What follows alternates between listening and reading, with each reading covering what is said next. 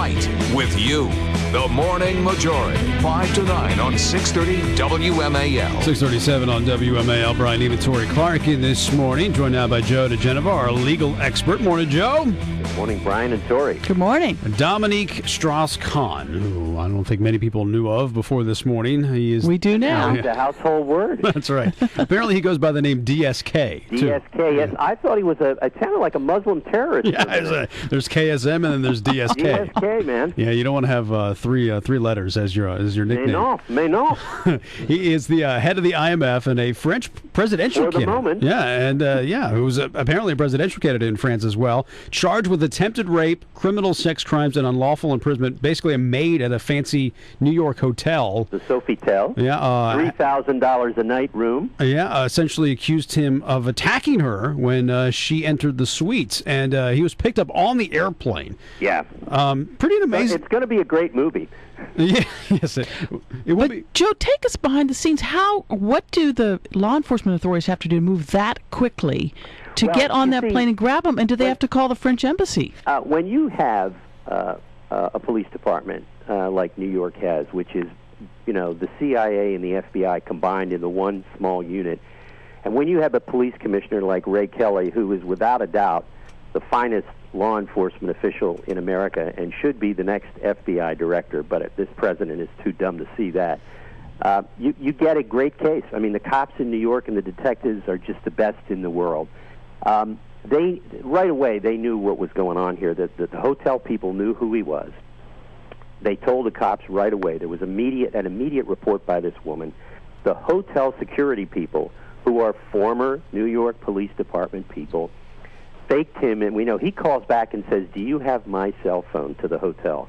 They didn't, but the security guy says, "Yes, would you like me to bring it to the airport?" And Strauss-Kahn says yes. So they and they arrested him. What's interesting about this is a classic sexual assault case. It will boil down to, did the victim know the assaulter? Is there physical evidence? Was there an identification? And was there an immediate report? And it's an A+ for the cops all across the board. The interesting part of this case is he was not here on official business of the IMF in New York, so he does not have diplomatic immunity. But once he leaves the country, which I assume the court is going to allow him to do, he will never come back to the United States. This case will be over. And so the issue of bond and whether or not he will be granted bond or whether or not he will have to surrender his passport and be allowed to leave the country will be paramount. Plus, the consequences for this, for the European Union and Greece and Portugal, are unbelievable, because whatever you may think of this thug, and he is a thug, and he has a history of womanizing and assault, he's been very important in the debt crisis. But by the way, if he's done it now, he's done this before. They're going to come out of the woodwork. This is just the first case. What kind of evidence do you need, though, in this? I mean, we've seen the different DNA. So do we think that there is DNA evidence? Absolutely. She claims that he forced her to have oral sex on him, and no doubt there will be tons of DNA, and they only need like a millimeter DNA, and he's dead meat at that point. All right. So if he leaves to France, you say the case just goes away. But France is a pretty strong ally. It doesn't just go away. No. The question is, can you get him back if he's granted bail? The case isn't going to go away. If he leaves, he'll never be able to come back to the United States, which ends his IMF managing directorship and ends his run for president of France. Well, but do you think that the French authorities would say you need to go? They'll extradite him back here? He will have a problem there because we do have an extradition treaty with France. But you got to remember what this means in France. This is not just an ordinary case now. This will become about, God and country. Men are allowed to womanize in France. It'll be all about the accuser, by the way. They're going to attack this woman, except for one thing that's going to be really tough. She's a 32-year-old mother of two, and according to the hotel, she's been an employee there for a number of years and has an exemplary record. Plus, she has no criminal record. This is going to be a tough one for the French to defend. All right, but whose decision ultimately is it to decide whether or not he can leave the country and go back to France? Up to the judge, nobody else, because he's not here on diplomatic stuff, so the State Department cannot interfere. The Justice Department cannot interfere. It's not their case. It's a state case. It's up to the judge in the case. Believe it or not, some lowly New York State Supreme Court judge. We've had some cases in New York, and believe me, you never know what you're going to get in the New York State Supreme Court. I mean, it's a riverboat gamble. You could get a great judge, you can get a bum. Right. That's what the problem is in the New York State Supreme Court.